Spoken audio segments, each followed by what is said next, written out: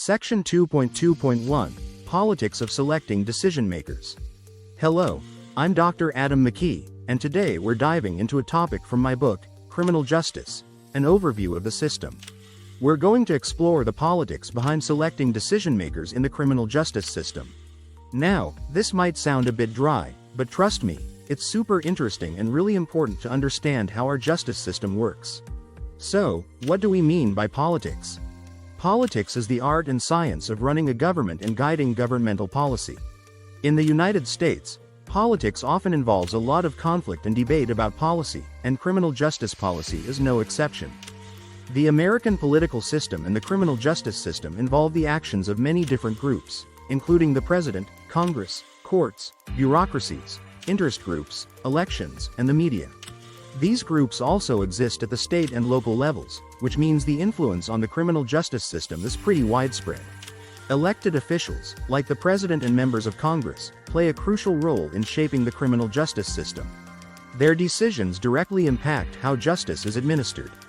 For example, they can decide on the budget for the criminal justice system and determine which laws should be passed or changed. These decisions can have a significant impact on how the system operates and the outcomes of criminal cases. Imagine if Congress decides to allocate more money to law enforcement agencies. That could mean more police officers on the streets. Or if they change sentencing laws, it could affect how long people spend in prison for certain crimes. Now, let's talk about bureaucracies. These are government agencies responsible for carrying out policies and programs. In the criminal justice system, bureaucracies include law enforcement agencies, correctional facilities, and courts. These agencies are on the front lines, enforcing the laws and carrying out the decisions made by elected officials. So, when Congress passes a new law, it's up to these bureaucracies to implement it. Interest groups also play a significant role in the political landscape. These are organizations that advocate for specific policies or causes. In the realm of criminal justice, interest groups might push for changes in laws, more funding for certain programs, or increased support for crime victims. They often work to influence elected officials to take action on these issues. For example, an interest group might lobby for harsher penalties for drunk driving or better resources for crime victims. These groups can be very powerful and have a significant impact on policy decisions. Elections are another critical part of the political process. They allow citizens to choose who will represent them in government.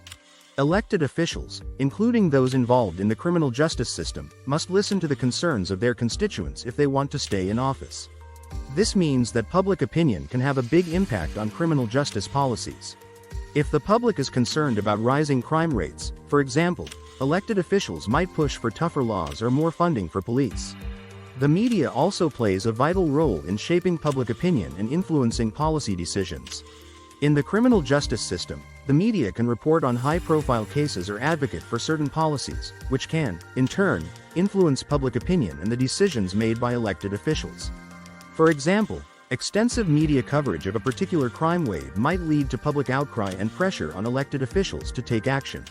In the United States, which is a democratic republic, the selection of criminal justice decision-makers generally happens in one of two ways. They're either elected by the public or appointed by a public official. When decision-makers are elected, it means that the public votes for them in an election. For instance, voters might elect a sheriff or a district attorney. These elected officials are responsible for deciding how the criminal justice system operates in their jurisdiction and for enforcing the law. On the other hand, some decision-makers are appointed. This means that a public official, who is often elected themselves, chooses the decision-maker. For example, an elected mayor might appoint a chief of police. In this scenario, the public official is responsible for selecting someone they believe is qualified to make important decisions about the criminal justice system. It's essential to understand that both methods of selecting decision-makers, election and appointment, are highly political. This means that the decision-making process is influenced by politics and the individuals or groups involved, such as interest groups and political parties. This political influence can make the selection process complex and sometimes controversial. For example, a district attorney might be elected based on their tough-on-crime stance, while a police chief might be appointed because they align with the mayor's vision for community policing. Understanding the politics of selecting decision-makers in the criminal justice system helps us see the bigger picture of how our justice system operates and evolves. It highlights the interconnectedness of different branches of government and the significant impact of public opinion and political advocacy. Thanks for joining me today.